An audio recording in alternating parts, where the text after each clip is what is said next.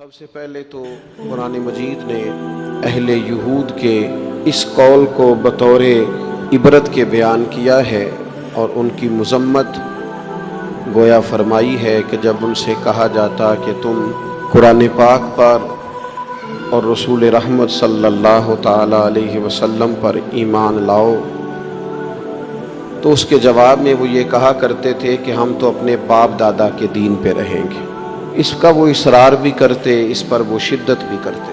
تو قرآن مجید نے اس بات کو ان لوگوں کے گمراہی کے طور پر بیان کیا ہے کہ جب تمہارے باپ دادا گمراہ تھے، کفر و شرک پر تھے، گمراہی اور دلالت پر تھے، تو پھر تمہارا یہ اصرار کیوں ہے کہ ہمیں اپنے باپ دادا ہی کے دین پر رہنا ہے؟ اگر کسی کے بزرگ، کسی کے باپ دادا، کسی کے بڑے گمراہی پر ہوں تو اس کا یہ کہنا گمراہی ہے، اس کا یہ کہنا دلالت ہے کہ میں اپنے بڑوں کے طریقے پہ رہوں گا۔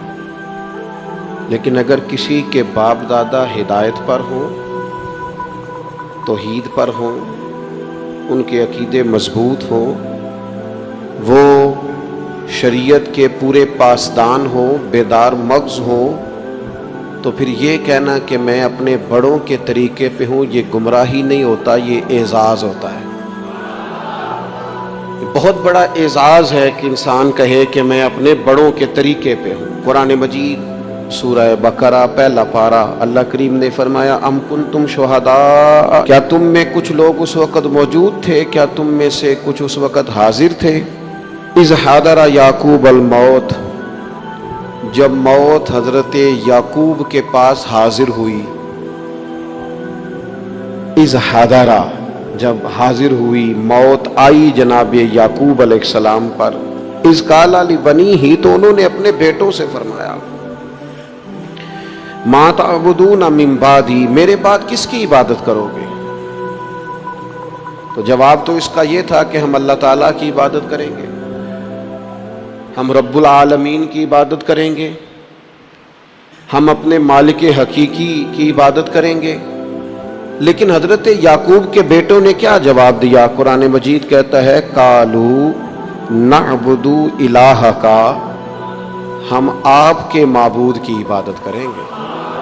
وہ جو آپ کا معبود ہے نا، جس کی آپ عبادت کرتے رہے، ہم اس کی عبادت کریں گے۔ وَإِلَٰهَ آبَائِكَ، اور وہ جو آپ کے باپ دادا کا رب ہے نا، آپ کے رب کی عبادت کریں گے، اور جو آپ کے باپ دادا کا، آباء و اجداد کا رب ہے، اس رب کی ہم عبادت کریں گے۔ کون باپ دادا؟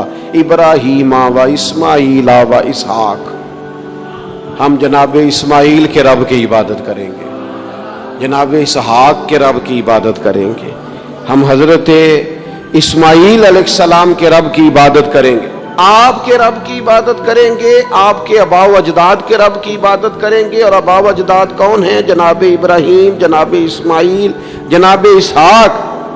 اب جا کے کہا الہ واحد، ان کا معبود ایک ہی معبود ہے، ان سب نبیوں کے معبود ہم اس رب کی عبادت کریں گے جو آپ کا رب ہے، آپ کے آباء و اجداد کا رب ہے، ابراہیم و اسماعیل و اسحاق کا رب ہے۔ اگر کسی شخص کے بڑے گمراہ ہوں اور پھر وہ ان کا ذکر کرے کہ میں اپنے بڑوں کے طریقے پہ ہوں، تو یہ اس کا ذکر گمراہی ہے۔ لیکن اگر کسی کے بڑے ہدایت یافتہ ہوں، ہدایت کا منارہ نور ہوں، ان کی زندگیاں مشعل راہ ہوں، ان کے نقوش قدم بڑے تابناک ہوں، تو پھر تو اسے سر اٹھا کے بات کرنی چاہیے، پھر تو اس شخص کو اعزاز سے بولنا چاہیے۔ ہم تو صاحب سلسلہ لوگ ہیں، ہماری تو پوری سند ہے پیچھے، ہمارے جو پیر ہیں ان کے بھی کوئی پیر ہیں، ہمارے جو استاد ہیں ان کے بھی کوئی استاد ہیں، ہمارا تو ایک پورا سلسلہ ہے۔ اور فاضل بریلوی اس سلسلے کو اس طرح بیان کرتے ہیں، فرماتے ہیں تیرے غلاموں کا نقش قدم ہے راہ نجات، وہ کیا بھٹک سکے جو یہ سراغ لے کے چلے۔ کہنے لگے ہمارے پاس تو حضور کے غلاموں کا نقش قدم ہے۔